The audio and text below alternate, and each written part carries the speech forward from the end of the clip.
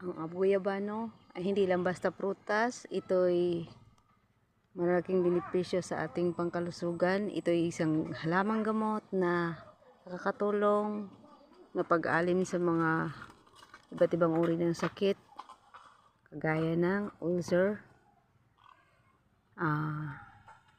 sinisikmura, pampagana ng pagkain ang dahon, pati katawan nito ay pwede gamitin, pwede gamot. Ito ay isang miracle fruit na matatawag. Ang kanyang bunga ay gamot sa pantanggal ng nicotine pag kinakain mo siya. Matatanggal yung mga nicotine mo sa lungs. Yan po ang mga benepisyo ng guyabano. Mahinog pala